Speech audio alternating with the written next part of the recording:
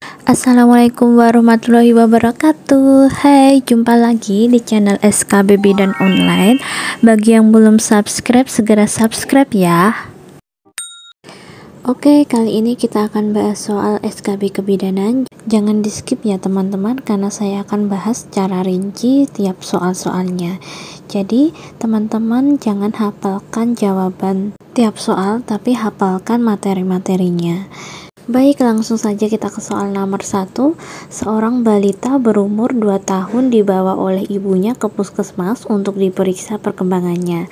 Hasil pemeriksaan: berat badan 12 kg, tinggi badan 80 cm, suhu 36 derajat Celcius. Apakah tahap perkembangan motorik kasar yang harus dicapai pada usia tersebut? A. Menunjukkan kedekatan dengan pengasuh. B. Berjalan mundur, naik tangga, dan menendang bola. C. Dapat mengganti baju dan makan sendiri-sendiri. D. Melompat dengan satu kaki. Atau E. Mampu menyebutkan anggota tubuh. Nah, jawabannya adalah B. Berjalan mundur, naik tangga, dan menendang bola. Jadi untuk kata kunci pada soal tersebut yaitu balita berumur 2 tahun.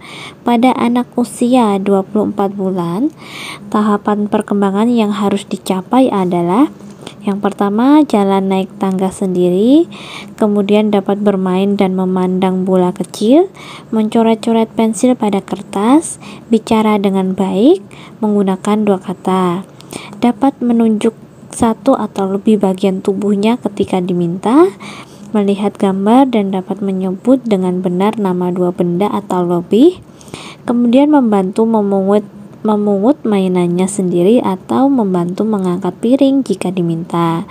Selanjutnya yaitu makan nasi sendiri tanpa banyak tumpah dan melepas pakaiannya sendiri. Soal nomor 2, seorang laki-laki umur 2 tahun dibawa ibunya ke posyandu untuk penimbangan. Hasil anamnesis: anak sehat, tidak ada keluhan.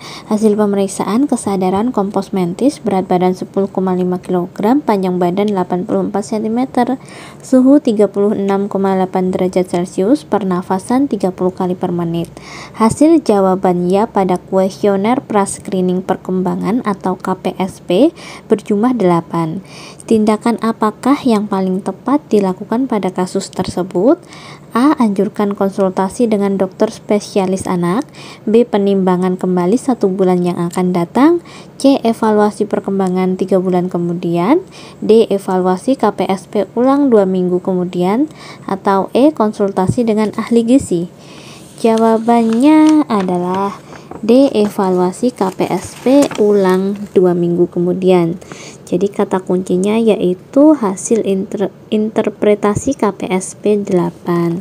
Nah, pada hasil interpretasi dari skor KPSP 8 adalah meragukan. Maka tata laksananya adalah ajari orang tua untuk melakukan stimulasi terutama pada keterampilan yang kurang sesering mungkin dan lakukan penilaian ulang 2 minggu kemudian. Soal selanjutnya, seorang balita umur 13 bulan dibawa ke posyandu oleh ibunya. Hasil pemeriksaan: berat badan 10.500 gram atau 10,5 kg, tinggi badan 75 cm. Ibu mengatakan berat badan lahir 3.200 gram. Ibu khawatir apakah berat badan anaknya normal atau tidak. Berapa berat badan minimal balita tersebut sesuai umurnya? A. 7.500 gram, B. 8.500 gram, C. 9.600 gram, D. 10.000 gram, atau E. 11.000 gram. Jawaban yang tepat adalah C. 9.600 gram. Kata kuncinya yaitu balita berumur 13 bulan dan berat badan lahir 3.200 gram. Jadi cara cepat memperkirakan berat badan ideal adalah berat badan 1 tahun sama dengan 3 kali berat badan lahir. Nah, untuk balita yang umurnya 2 tahun itu 4 kali berat badan lahir. Dalam kasus ini anak berusia 13 bulan mendekati 1 tahun, maka perkiraan berat badan ideal adalah 3 kali 3.200 gram, jadi sama dengan 9.600 gram. Soal berikutnya, seorang bayi laki-laki berusia 8 bulan dibawa ibunya ke posyandu. Hasil pemeriksaan berat badan 8 kg, imunisasi sesuai jadwal, bayi ceria dan mudah senyum. Bidan memantau perkembangan motorik kasar. Apakah perkembangan motorik minimal yang dicapai oleh bayi tersebut? A. Merangkak, B. Berjalan, C. Tegak, D. Berdiri, berpegangan, atau E. Duduk. Jawaban yang tepat adalah E. Duduk. Jadi kata kunci pada soal tersebut yaitu bayi berusia 8 bulan. Jadi kita lihat tabel tumbuh kembang usia 6-9 bulan. Pada usia 8 bulan, anak diharapkan mampu mencapai perkembangannya sebagai berikut.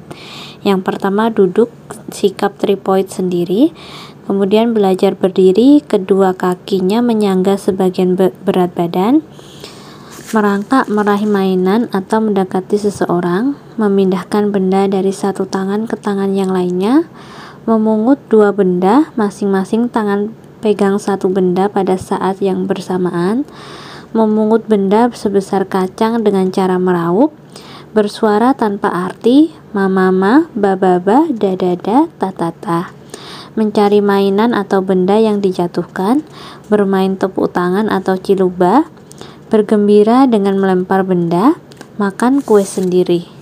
Soal berikutnya, seorang bayi laki-laki berusia 18 bulan dibawa ke posyandu.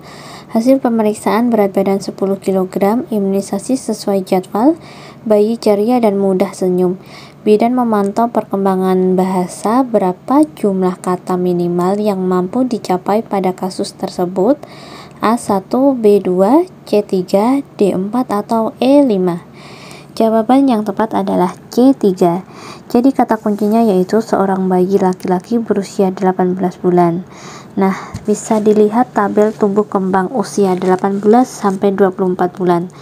Tahapan perkembangan yang harus dicapai adalah yang pertama, berdiri sendiri tanpa berpegangan 30 detik, berjalan tanpa terhuyung-huyung, bertepuk tangan melambai-lambai, menumpuk 4 buah kubus, memungut benda kecil dengan ibu jari dan jari telunjuk, menggelinding bola ke arah sasaran, menyebut 3-6 kata yang mempunyai arti, membantu atau menirukan pekerjaan rumah tangga, dan memegang cangkir sendiri, belajar makan minum sendiri. Soal berikutnya, seorang bayi berusia 6 bulan dibawa ibunya ke PMB untuk konsultasi MPASI. Ibu masih bingung makanan apa yang baik diberikan pertama kali untuk bayinya. Apakah saran yang dapat bidan berikan pada kasus di atas?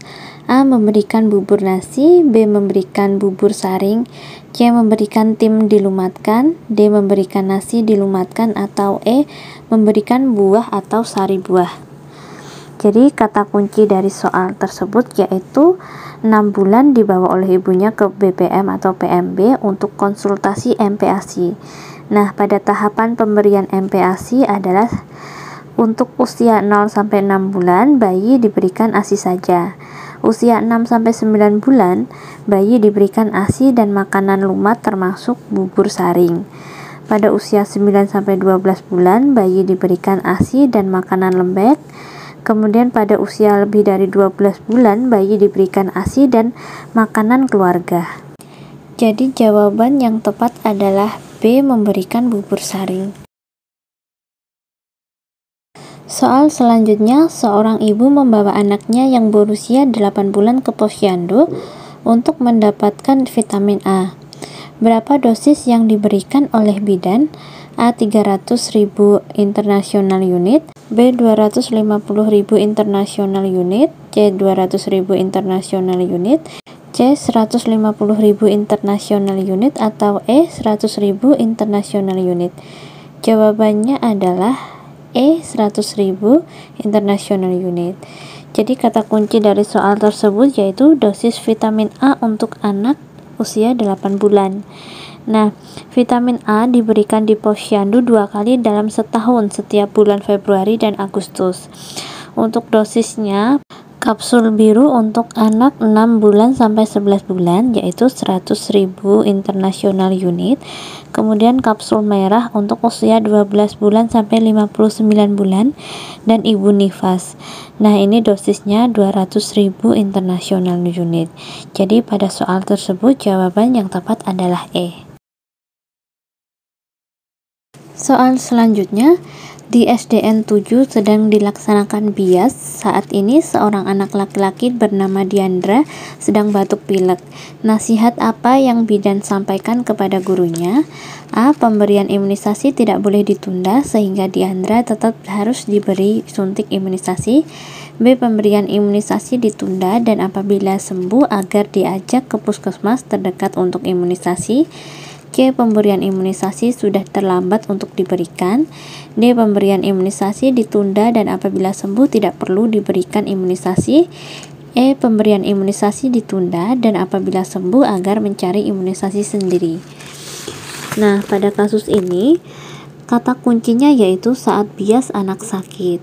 Pada bulan imunisasi anak sekolah atau BIAS bertujuan untuk memberikan perlindungan bagi anak-anak usia sekolah dasar terhadap penyakit campak, difteri, dan tetanus. Imunisasi yang diberikan berupa vaksin difteri tetanus atau DT dan vaksin campak untuk anak kelas 1 SD atau sederajat MI atau SDLB, serta vaksin tetanus toksoid atau TT pada anak kelas 2 atau 3 SD atau sederajat. Pada tahun 2011 secara nasional imunisasi vaksin TT untuk kelas 2 dan kelas 3 SD atau sederajat ditambah dengan antigen difteri atau vaksin TD. Pemberian imunisasi ini sebagai booster untuk mengantisipasi terjadinya kejadian luar biasa atau KLB difteri. Setiap tahun BIAS dilaksanakan pada bulan Agustus untuk campak dan pada bulan November untuk DT pada kelas 1 dan TD untuk kelas 2 dan 3. Nah, jadi untuk soal tersebut jawaban yang tepat yaitu B. Pemberian imunisasi ditunda dan apabila sembuh agar diajak ke puskesmas terdekat untuk diberikan imunisasi susulan. Soal selanjutnya, pelaksanaan UKS di sekolah minimal dilakukan 1 kali setahun dengan melibatkan seluruh komponen sekolah. Kegiatan apa yang dapat bidan lakukan? A. Penjaringan kesehatan. B. Pemberian makanan tambahan bagi anak sekolah. C. Pengobatan anak sekolah. D. Pembinaan dan pemantauan anak sekolah. Atau E. Pemantauan status imunisasi. Jadi kata kuncinya pada soal ini yaitu program UKS. Untuk program UKS atau usaha kesehatan sekolah bertujuan untuk melakukan promosi kegiatan PHBS atau perilaku hidup bersih dan sehat berbasis sekolah. Nah, usaha yang dijalankan adalah pembinaan sarana keteladanan gizi seperti kantin sekolah, pembinaan sarana keteladanan lingkungan seperti pemeliharaan dan pengawasan pengelolaan sampah, saluran pembuangan air limbah, WC, dan kamar mandi, kebersihan kantin sekolah, ruang UKS dan ruang kelas, usaha mencegah pengendalian vektor penyakit, kemudian pembinaan personal hygiene peserta didik dengan pemeriksaan rutin kebersihan kuku, telinga, rambut, gigi, serta dengan mengajarkan cara gosok gigi yang benar. Kemudian pengembangan kemampuan peserta didik untuk berperan aktif dalam pelayanan kesehatan antara lain dalam bentuk kader kesehatan sekolah dan dokter kecil. Penjaringan kesehatan peserta didik baru, pemeriksaan kesehatan secara periodik, imunisasi, pengawasan sanitasi air, usaha P3K di sekolah, rujukan medik, penanganan kasus anemia, dan forum komunikasi terpadu dan pencatatan dan pelaporan. Jadi, jawaban yang tepat dari kasus tersebut yaitu E. Pemantauan status imunisasi.